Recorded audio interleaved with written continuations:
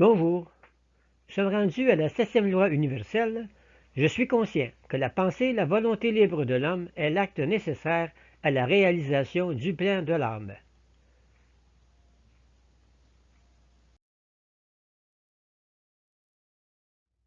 Un rappel, comme spécifié dans tous les diaporamas, l'information présentée dans cette série de vidéos est en grande partie tirée de l'œuvre de Mme Adéla Tremblay-Sergerie.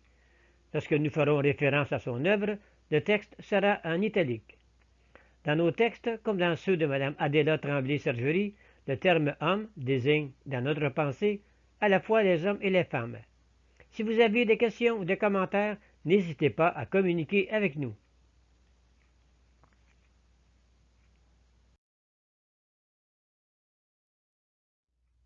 Septième loi universelle, je suis conscient que la pensée, la volonté libre de l'homme, est l'acte nécessaire à la réalisation du plan de l'âme. D'abord, il faut savoir ce qu'est la pensée et quel impact elle peut avoir sur la matière physique qui lui est inférieure. La pensée est le moyen de communication de l'homme avec l'univers. Elle puise les énergies du cosmos pour se les assimiler afin qu'elle puisse les remettre dans la matière que ses membres physiques manipulent.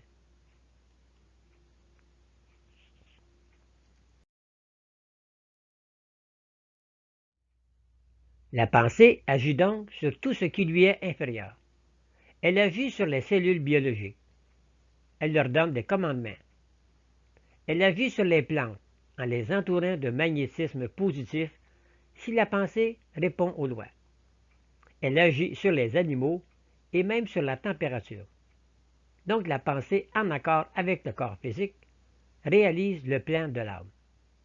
Pour qu'un plan soit réalisé, il faut qu'il y ait au commencement une pensée, puis un but, puis un acte. De là, la nécessité qu'a le corps de réaliser le plan de l'âme.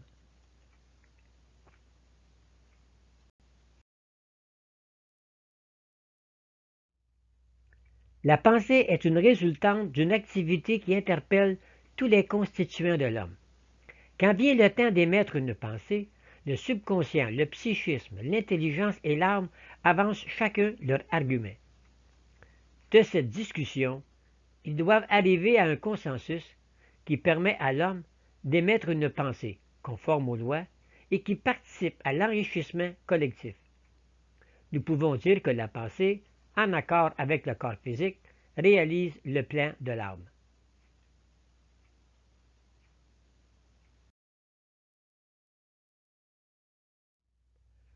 Lorsque nous émettons une pensée, nous sollicitons un certain nombre de neurones placés à différents endroits dans notre cerveau. Ces neurones, reliés en action, génèrent un patron de lumière, une forme, un graphique, ce que nous appelons une image. Nous n'émettons pas la même image si nous pensons jeunesse, santé, invulnérabilité ou joie, parce que nous ne sollicitons pas les mêmes neurones.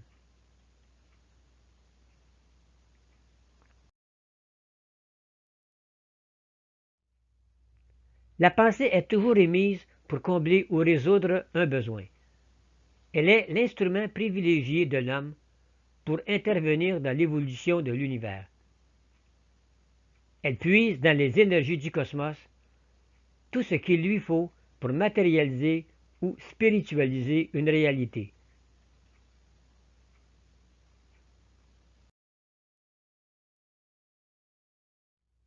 La volonté est la force qui permet à la pensée de passer en mode action. Elle est, par exemple, la pression que vous mettez sur votre crayon lorsque vous écrivez. Plus vous appliquez du poids, plus vous gravez profondément votre page. Autrement dit, plus vous êtes volontaire dans vos actions, plus vous marquez l'énergie nécessaire à la réalisation de vos projets.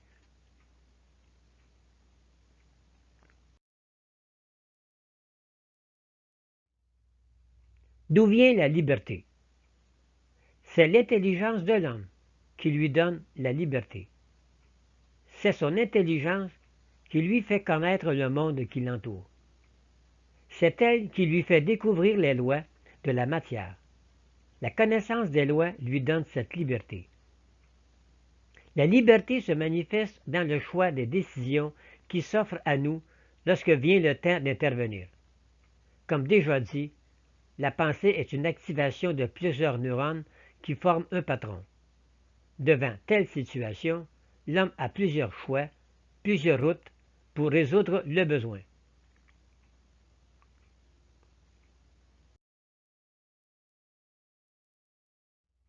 La vie de l'homme n'a une valeur cosmique qu'à la condition qu'elle soit consciente et libre, consciente d'appartenir à une collectivité dont la vie dépend de chacun de ses membres, consciente de l'importance de connaître pour que la volonté s'exerce librement.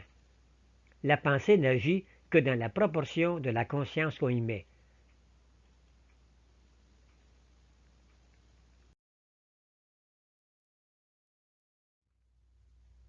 Une évolution se fait volontairement, librement et consciemment.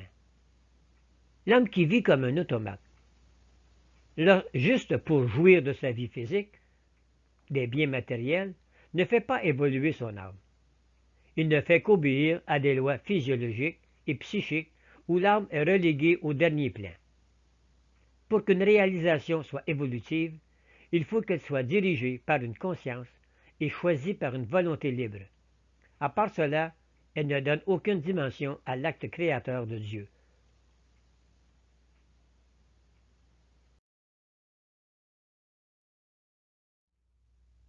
La liberté est le véritable point d'attache de l'évolution.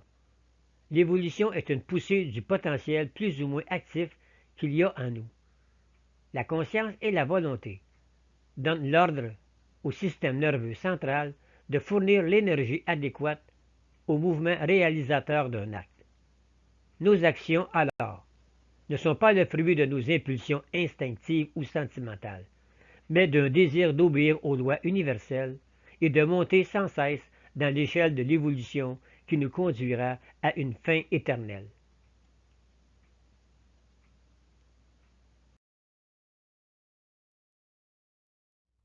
Nous terminons notre étude de la 7e loi en vous suggérant ces affirmations que vous pouvez répéter 6 fois pendant 6 jours au rythme 120. Je suis conscient que toutes mes pensées doivent être émises avec l'accord de mon âme. Je suis conscient que la pensée, la volonté libre de l'homme, est l'acte nécessaire à la réalisation du plan de l'âme.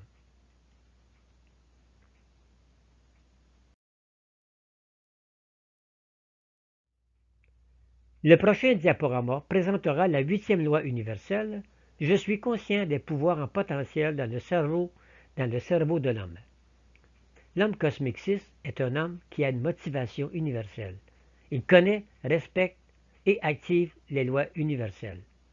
Bonne évolution.